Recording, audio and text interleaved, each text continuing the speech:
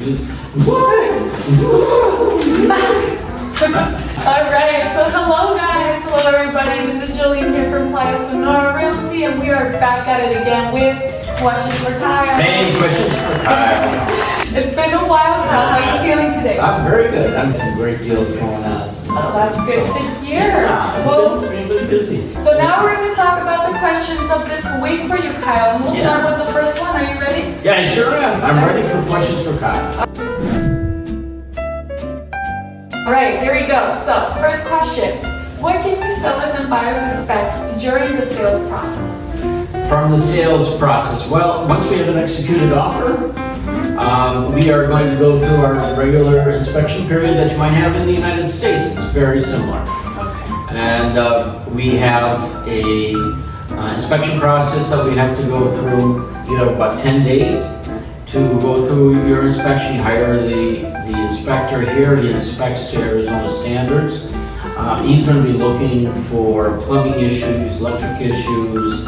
AC is a very important one. Once we finish with that, then it goes to the closing coordinator. And the closing coordinator will compile all of the documentation necessary to process your deed properly.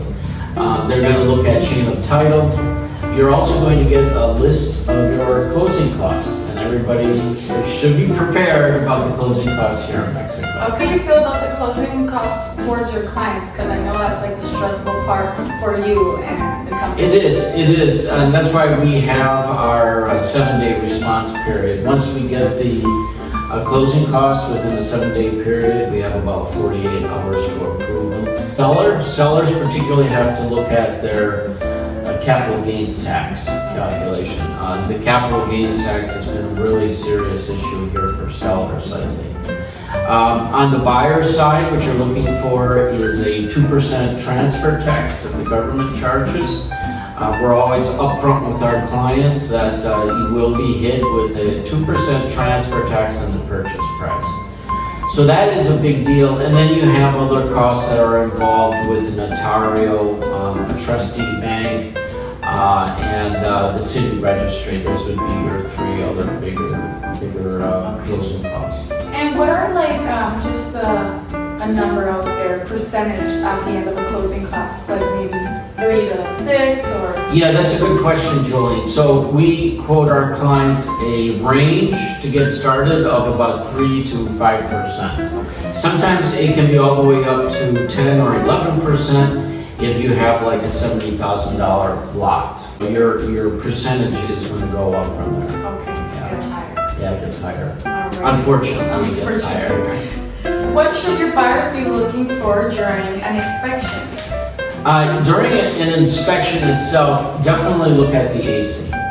The AC is a major issue here. Your AC and heat. When we say AC, we also mean heat. I'm so sorry if you see a fly. It's like chasing us. It's that season now for flies right now. So you're going to want to get an AC inspection. The inspector will do a cursory check, and then he'll recommend whether or not to get a professional AC inspection. The second thing you're going to want to look at is termites. Termites are a huge issue here, particularly those that have any type of wood structure. So you're going to have that checked, and then as part of our response period, you can ask the seller to hire a termite inspector. Okay. So those are the 2 big things. And then one other that I had was a survey. If you're doing lots, if you're buying a lot, you're going to definitely want to get a survey on that. There are some areas within Puerto Penasco where the house it sits directly on the lot line. You're going to have to get that surveyed, and then we're going to have to get what's called a rectification on that. That's usually found in the areas of Choya Bay. So definitely get a survey. That survey is going to cost you about $400 US dollars, and that's going to be paid for by the buyer. Okay, I'm going to definitely send that to our client because she was looking at lots at Choya. Yes. Information is very valid. I didn't know about that. Yeah. Choya is a big issue, and when you're looking for an agent, make sure that you have somebody that is familiar with the quirks, if you so call it, in Choya Bay. Yeah. Good to know, Kyle. Thank you again for that very valuable information. Absolutely. All right, we're heading to the third question. Yes. It's why is that some people might not want to own a home here? Any reasons for it? Yes, that's a very good question. I get a question that asked all the time. Maintenance.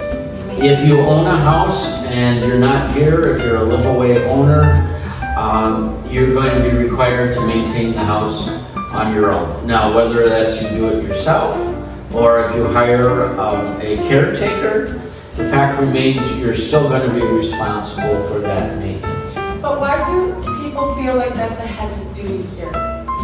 It's a heavy duty because of the elements in which we live, all of the salty air. It's going to impact any surfaces that have steel or iron. You can guarantee to have rust.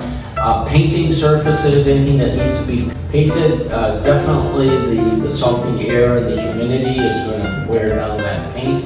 Those are the two major issues that homeowners find that they have. Complicating, especially if it's for investment. They are like, but who's going to help me with the place? There is one thing I do want to put out there. Mexico, it's hard to find, a reliable team, but in your company, like in Playa Sonora Realty, I know that you and Sandy always have the right people to pass on to your clients to help them with the maintenance, and you guys always pass on all those people towards them. I think that's a huge bonus. Yeah, thanks for bringing that up, Jolene. We do have a list of a number of providers here that is on our preferred vendor list. They're on our preferred vendor list because I have personally used them, or Sandy has used them, or Jolene has used them. We don't get compensated in any way for providing that preferred vendor list. It's who we have a trusted relationship with, and they do a really good job. So the answer, yes, it's a responsibility, but there's also a solution. So yes, there is. And that we're here to provide those solutions as well. Exactly. All right, thank you for that answer, Kyle. We're going to the next one. Are you ready? Because I'm pretty sure it's the last one. Okay, it's the last one. I'm ready. All right. You're ready. Get this over. No. I appreciate Jolene. We actually love doing this. We actually love And so keep it up with the questions. Us answering these is honestly by heart. We do this. It's more knowledge for us. It's reminders for us of everything we have and know about. We just refresh it to ourselves as well. Wonderful time. Yep. All right. How do you help your clients get their home ready for sale? Well, it's definitely staging. Staging is a big part of selling a home. We recommend that you reduce all of your clutter in your house. What is personal photos to me may be clutter to the people that are viewing the house. And it provides a distraction. We want to emphasize the house, the property, and not family photos. So although we all love family photos, definitely you have to clear out your clutter. The second thing is furniture arranging. How is the furniture arranged within the home to make it look spacious, to make it look comfortable, to make it look like you want to live in that home? Those are the two big factors, and the third one is certainly maintenance. Make sure that if there are rust issues, if there are AC issues, if there are lighting issues, electric issues, make sure that if you know about those, make sure that those are all taken care of before we list it for sale. Because I can guarantee you, the buyers that come in to look, they are going to find it. And so, if we can avoid that, then it's just an easier sale for everybody. Yeah, my mom's trying to put her home on sale too, and she's perfecting every single detail that's really unnecessary. But she's like, oh, if they see a crack there, they're gonna think something else, and it's not that problem. So she'll fill it in, make sure everything is presentable. So at the end of the day, not only do you have the perfect home to promote, but it's so easy to market as well. Yes, you speak of the cracks. Cracking is a normal function of soil shift here. One other last final thing in preparing for a sale is definitely get a capital gains tax calculation from the local notario. Because this is an issue that as we get further along into the transaction process, our inspection period, the capital gains tax issue always comes up. We want to know what that is upfront before we put it on the market. That is in perfect explanation. Everything was really. Thank you so much. Again, as usual, I had so much fun. I know. It feels good to do. So we're going to be doing this again more often. We were slacking, but we're back. So any questions or concerns you may have, we are here to fill them out, and we're excited to do it. And yeah, questions for Kyle, guys. Don't forget about Take it it for easy. next week. Bye-bye. Thanks a lot. Bye.